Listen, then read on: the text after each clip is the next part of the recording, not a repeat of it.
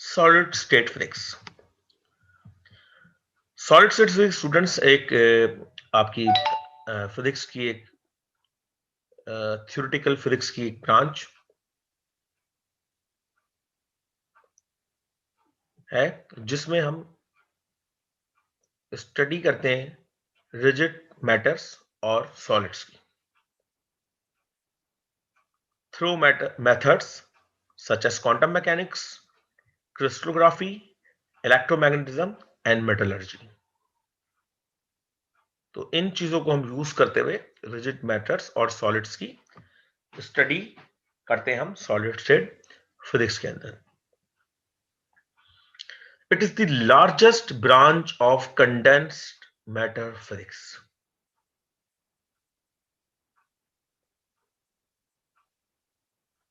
अब condensed matter physics क्या होती है? तो condensed matter physics is the field of physics that deals with the macroscopic and microscopic physical properties of matter। तो condensed matter physics की वो field है जिसके अंदर हम मैटर की मैक्रोस्कोपिक और माइक्रोस्कोपिक फिजिकल प्रॉपर्टीज को स्टडी करते हैं। जो मैक्रोस्कोपिक प्रॉपर्टीज होती हैं ये वो प्रॉपर्टीज होती हैं मैटर की जो कि आपको आपकी नेकेड आई से दिखाई देती हैं।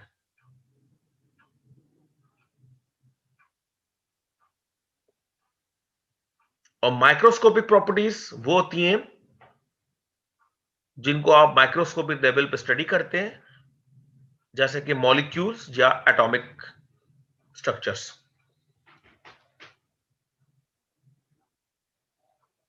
तो मैटर्स की फिजिकल प्रॉपर्टी को मैक्रोस्कोपिक को माइक्रोस्कोपिक लेवल्स पे जो हम स्टडी करते हैं उसको हम कहते हैं condensed matter physics. In particular, it is concerned with the condensed phase that appear whenever the number of constituents in a system is extremely large and the interaction between the constituents are strong।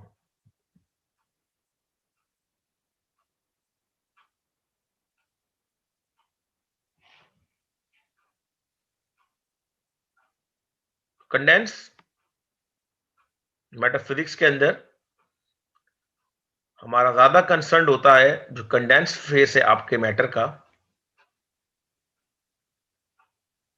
जो कि appear होता है जब भी आपके पास उस matter की जो नंबर ऑफ कॉन्स्टिट्यूएंट्स हो वो बहुत ज्यादा हो और उनके दरमियान जो इंटरेक्शन है वो स्ट्रांग हो। और इसकी जो एग्जांपल्स आपको मिलती है कंडेंस फेस की वो है सॉलिड्स एंड लिक्विड।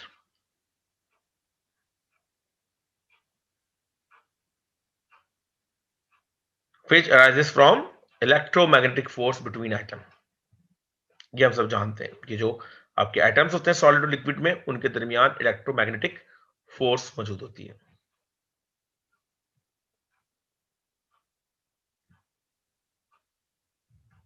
तो solid state physics rigid matters और सॉलिड्स की स्टडी है जो कि हम क्वांटम मैकेनिक्स, क्रिस्टोग्राफी और इलेक्ट्रोमैग्नेटिज्म मेटलर्जी को के मेथड्स के थ्रू स्टडी करेंगे।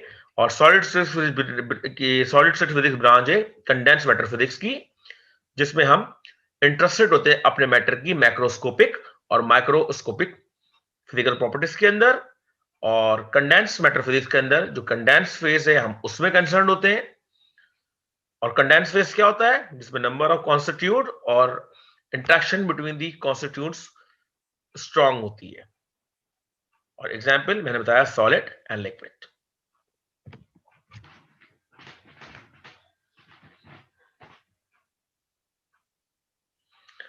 Solid physics studies how the large scale property of solid materials result from their atomic scale properties।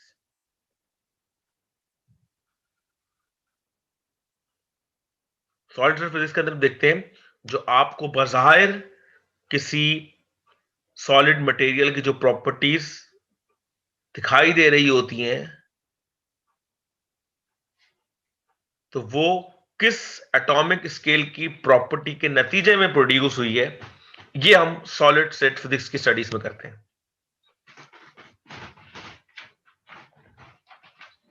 तब आप एटॉमिक स्ट्रक्चर लेवल पे कुछ चेंजिंग करते हैं, जिसका रिजल्ट आपको लार्ज स्केल प्रॉपर्टीज में जाकर दिखता है, तो ये स्टडी आपकी सॉलिड फिजिक्स की स्टडीज कहलाती है।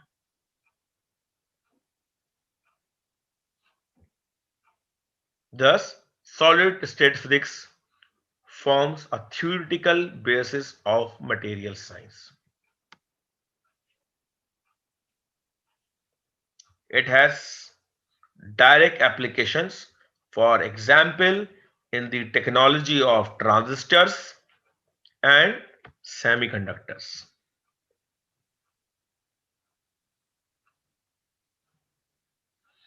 तो सेमीकंडक्टर्स में हम जाके देखेंगे कि हम एटॉमिक लेवल के ऊपर अपने जो सेमीकंडक्टर मटेरियल होते हैं उनमें एक प्रोसेस होता है डोपिंग का कि उनकी कंडक्टिविटी को हम इंक्रीज कर सकते हैं। तो वो काम तो हो गया एटॉमिक स्केल का। उस एटॉमिक स्केल लेवल पे जब जाके हम कुछ केमिकल या कुछ एटम्स उसके अंदर ऐड करते हैं, तो उसके नतीजे में जो उसकी कंडक्टिविटी बढ़ गई, तो वो बन गई लार्ज स्केल प्रॉपर्टी। और जो अंदर हमने इंप्यूरिटी ऐड की जिस लेवल पे, वो हो गई एटॉमिक स्केल प्रॉपर्टीज। तो ये सॉलिड स्टेट फिजिक्स के अंदर पढ़ते हैं। और आपकी ट्रांजिस्टर, जितनी भी सेमीकंडक्टर डिवाइसेस हैं, ये आप सॉलिड स्टेट फिजिक्स और सेमीकंडक्टर फिजिक्स के थ्रू ही आप इनको, इनके इंटरनल स्ट्रक्चर्स को स्टडी करते हैं।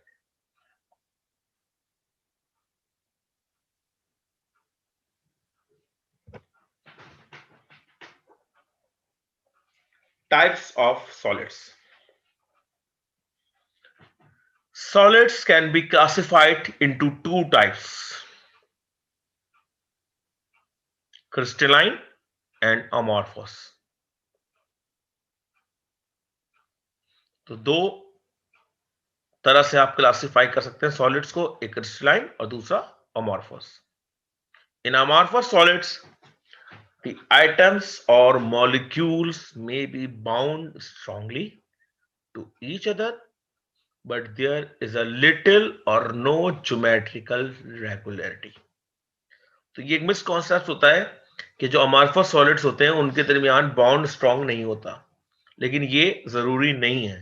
हाँ, अमॉर्फस सॉलिड अगर है तो उसके अंदर कोई ज्योमेट्रिकल रेगुलरिटी नहीं होगी।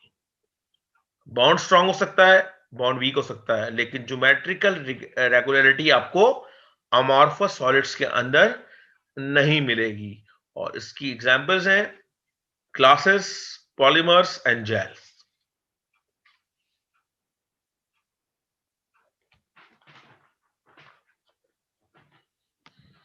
In crystalline solids, the atoms or molecules are arranged in regular geometric manner. Christine solids के अंदर आपके आइटम्स या मॉलिक्यूल्स किसी भी एलिमेंट के वो रेगुलर ज्योमेट्रिकल मैनर के अंदर अरेंज होते हैं। और क्रिस्टाइन सॉलिड्स की एग्जांपल्स में आपके पास डायमंड्स और टेबल सॉल्ट, जो आप घर में नमक यूज करते हैं, ये क्रिस्टलाइन स्ट्रक्चर की सॉलिड्स हैं। इनको आप अगर इलेक्ट्रॉनिक माइक्रोस्कोप्स के ऊपर देखेंगे तो आपको छोटे छोटे सिमिलर टाइप के क्रिस्टल्स शो होंगे।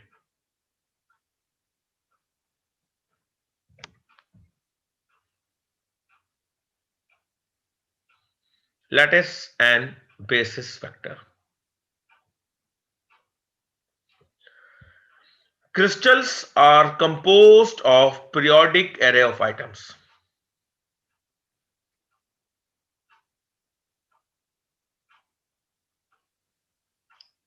यानी कि क्रिस्टल स्ट्रक्चर आपका जो बना हुआ होता है वो आइटम्स के पीरियोडिक एरे से बना हुआ होता है, यानी कि ये एरे बार बार अपने आप को रिपीट कर रहा होता है।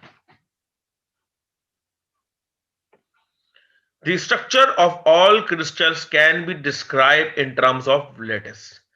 और क्रिस्टल के स्ट्रक्चर को आप लैटिस की टर्म में डिस्क्राइब करते हैं with a group of atom attached to each lattice point called basis.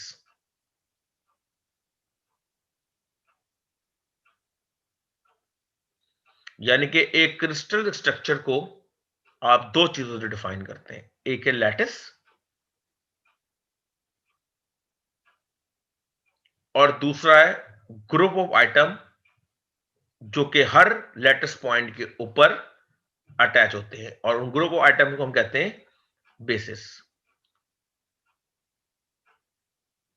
तो जो लैटिस है वो तो ज्योमेट्रिकल स्ट्रक्चर हो गया किसी भी क्रिस्टल का, जैसे कि आपको शो किया जा रहा है, एक पॉइंट ये है, एक पॉइंट ये है, एक पॉइंट ये है, एक पॉइंट ये है, इस तरह ये पॉइंट्स है, ये लैटिस है। ये किसी भी क्रिस्टल का स्ट्रक्चर जो फिक्स होता है उसको हम लैटिस कहते हैं।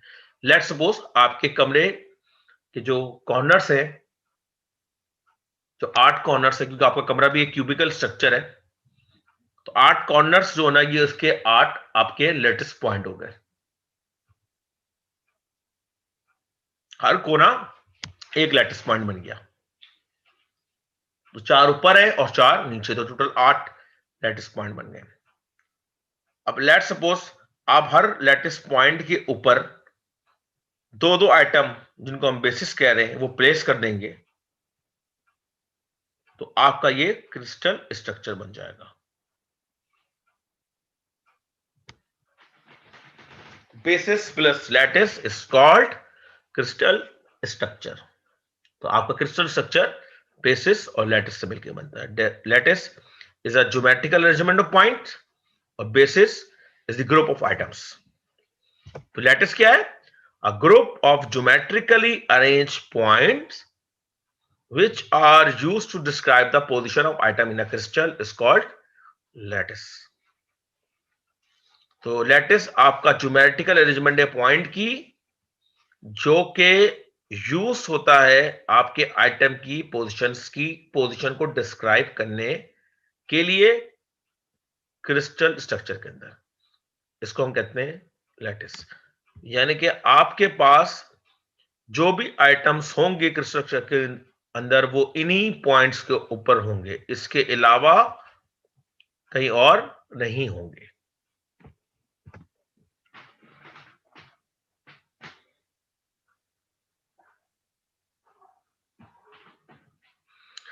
A lattice vector used to connect any two lattice point is called basis vector.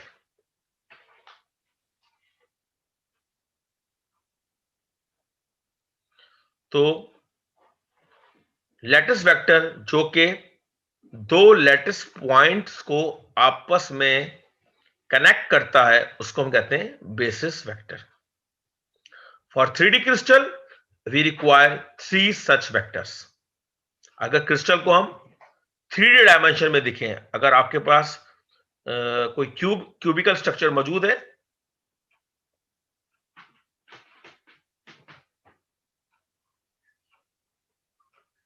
Let's suppose रूबक्स cube जो आपके पास होता है, या फिर आपके पास जो डाइस है वो भी सिंपल एक क्यूब की एग्जांपल है, तो वो आपके पास एक 3D क्रिस्टल का स्ट्रक्चर समझे मौजूद है।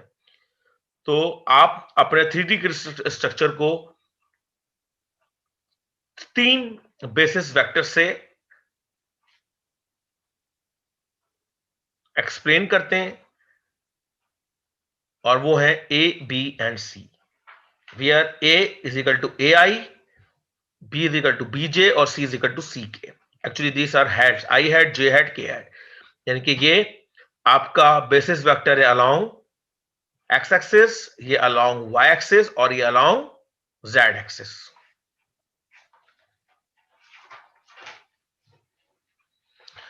The vector R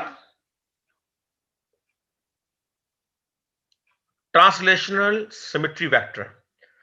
translation symmetry से मुराद ये होता है कि अगर आप अपने लेटिस को या अपने क्रिस्टल को सम डिस्टेंस या डिस्प्लेसमेंट ट्रेवल करें और उसके सिमेट्री में कोई फर्क नहीं आए, तो ये आपका कहलाता है ट्रांसलेशन सिमेट्री। यानी कि आपने समझे अपने रूम को एक जगह से दूसरी जगह पूरा का पूरा सेम शेप में आगे बढ़ा दिया, तो आपके रूम का जो स्ट्रक्चर है वो सेम रहा, सिर्फ उसका डिस्प्लेसमेंट चेंज हुआ, तो इसका मतलब है उसके अंदर ट्रांसलेशन सिमेट्री मौजूद है। तो जो वेक्टर आर है ट्रांसलेशन सिमेट्री का, which connects any two latest point in 3D crystal is, उसको हम कहते हैं R is equal to N1A plus N2B plus N3C, where N1, N2, N3 are integers.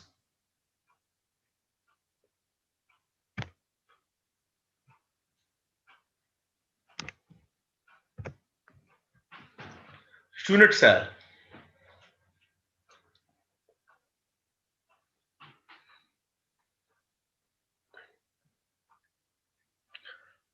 A small portion of crystal constructed by using the basis vector A, B and C, which we translated in discrete distance in 3D, fill all the spaces. तो unit cell आपके crystal का एक small portion होता है जिसको हम construct करते हैं using the basis vector a, b and c, और जिसको हम ट्रांसलेट करते हैं discrete distance in 3D, fill all the spaces of the crystal. यानी कि इसकी एग्जांपल ऐसे लें, लेट सपोज ये आपके पास एक यूनिट सेल है, ये उसके 3 बेसिस वेक्टर हैं, एक्स अलोंग एक्स एक्सिस के अलोंग ए, वाई एक्सिस के अलोंग बी, जेड एक्सिस के अलोंग सी। ये आपका एक क्यूबिकल यूनिट सेल है।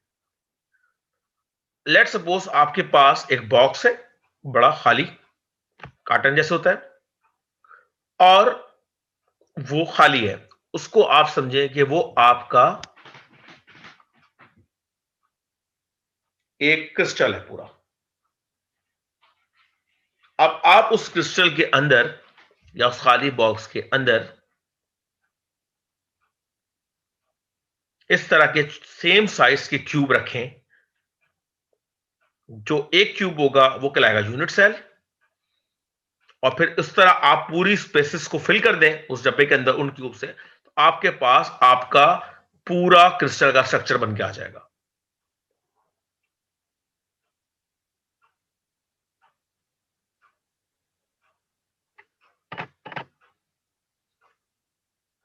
हर यूनिट सेल जो होगा उसका शेप, वॉल्यूम और नंबर ऑफ लैटिस पॉइंट सब क्या होंगे, सेम होंगे। आप ऐसा नहीं कर सकते कि आप कार्टन के अंदर आपने एक क्यूब डाला, एक ट्राइंगल डाल दिया, एक रेक्टेंगल डाल दिया, तो फिर वो आपका स्ट्रक्चर वो नहीं रहेगा। यूनिट सेल के लिए आपके पास शेप, वॉल्यूम और नंबर ऑफ लैटिस पॉइंट सब सेम होने चाहिए। यानी कि एक क्रिस्टल अगर कोई है तो उसके यूनिट सेल या उसके जो स्मॉल पोर्शन है वो सब एक जैसे ही होंगे।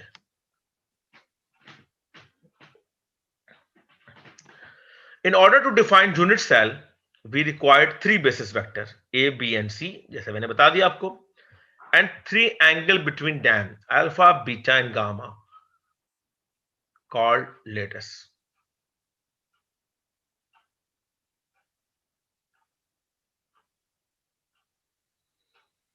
तो जो एंगल है, तो ए के सामने वाला एंगल होगा अल्फा, बी के सामने वाला होगा बीटा और सी के सामने वाला एंगल होगा गैमा। और ये आपके पास कराते हैं a b c alpha beta gamma lattice parameters और unit cell parameters.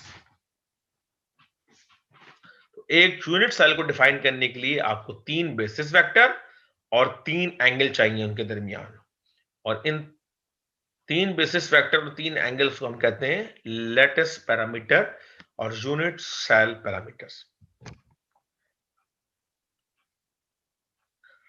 Types of unit cell.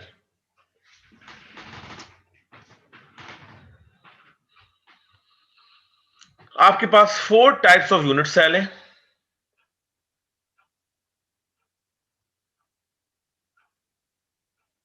और 7 क्रिस्टल की क्लासेस हैं। 7 क्रिस्टल की क्लासेस का मतलब है 7 टाइप्स के क्रिस्टल्स। नंबर 1 है क्यूबिक,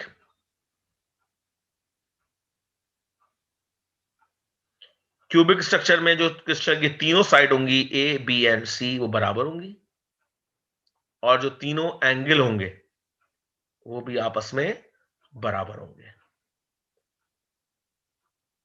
90 डिग्री पे। तो ये आपके पास एक सिंपल क्यूबिक या प्रिमिटिव, पी का मतलब होता है प्रिमिटिव या सिंपल क्यूबिक स्ट्रक्चर मौजूद है। अब सिंपल क्यूबिक की या क्यूबिक स्ट्रक्चर की तीन टाइप्स हैं। एक है सिंपल क्यूबिक, एक है बॉडी सेंटर क्यूबिक, और एक है फेस सेंटर क्यूबिक। तो जो बॉडी सेंटर है उनको मैं आई से, और जो फेस सेंटर है उनको एफ से रिप्रेजेंट कर रहा हूं, और जो साइड सेंटर है उनको मैं सी से रिप्रेजेंट करूंगा। यानी कि क्यूबिक के अंदर आपके पास तीन ही है, एक प्रिमिटिव, एक बॉडी सेंटर और एक फेस सेंटर।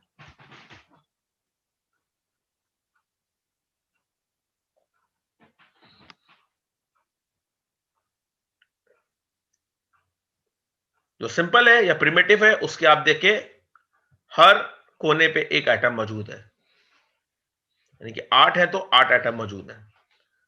जो बॉडी सेंटर है उनमें 8 कोनों पे तो मौजूद है, एक बीच में भी मौजूद है। और जो फेस सेंटर है उसके कोनों पे मौजूद है और हर फेस के ऊपर ही मौजूद है, इधर इधर इधर इधर इधर और नीचे। तो 6 फेजेस है, तो 1 2 3 4 5 6, यानी कि 6 एक्स्ट्रा आइटम्स होंगे इसके अंदर। फेस क्यूबिक के अंदर बॉडी सेंटर के अंदर एक एक्स्ट्रा होगा। तो ये क्यूबिक की तीन टाइप्स आ गई। दूसरा क्रिस्टल स्ट्रक्चर है टेट्रागोनल। इसमें जो ए और बी साइड होगी वो बराबर होगी, क्योंकि सी इनके बराबर नहीं होगी। एंगल तीनों के 90 होंगे। यह स्ट्रक्चर कुछ इस तरह का होगा। इसमें दो ही तरह के ब्रेविसिस लेटिस होते हैं। जो इनके लेटिस होते हैं ये ब्रेविसिस लेटिस कहलाते हैं। तो इनमें दो ही तरह के ब्रेविसिस लेटिस है, एक सिंपल है या प्रिमिटिव है और दूसरा बॉडी सेंटर है। इसी तरह ऑर्थोरोम्बिक है, इसमें तीनों साइड बराबर नहीं होंगी लेकिन तीनों एंगल 90 डिग्री के होंगे। और इसमें आपके पास ब्रेविसिस लेटिस जो ना वो चार है, एक सिंपल या प्रिमिटिव, एक बॉडी सेंटर, एक फेस सेंटर और एक साइड सेंटर। यानी कि 8 कोनों पे है और एक इस साइड पे और एक साइड पे।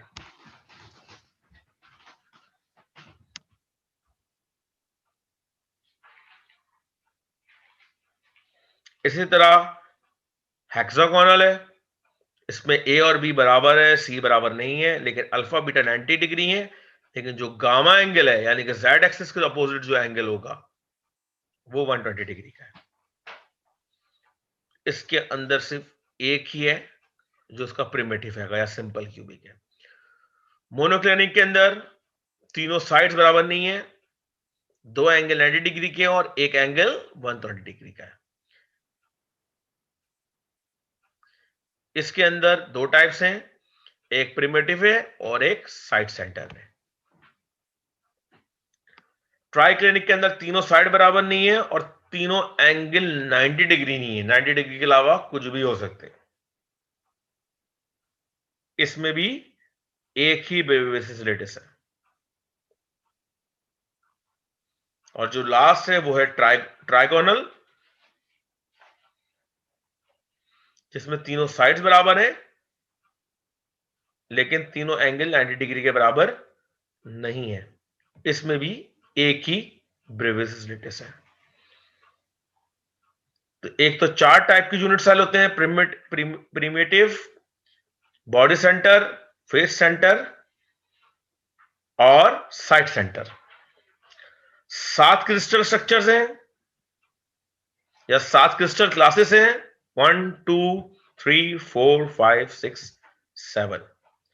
और इन सातों के 14 ब्रेविस लेटिस है, 1 2 3 4 5 6 7 8 9 10 11 12 13 14।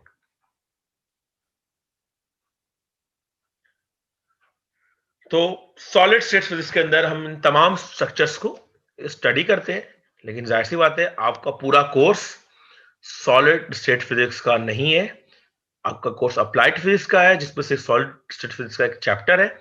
तो हम अपनी स्टडी को सिर्फ और सिर्फ क्यूबिक स्ट्रक्चर तक महदूद करेंगे, यानी कि आपकी कोर्स का जो पार्ट है वो सिर्फ और सिर्फ क्यूबिक स्ट्रक्चर है।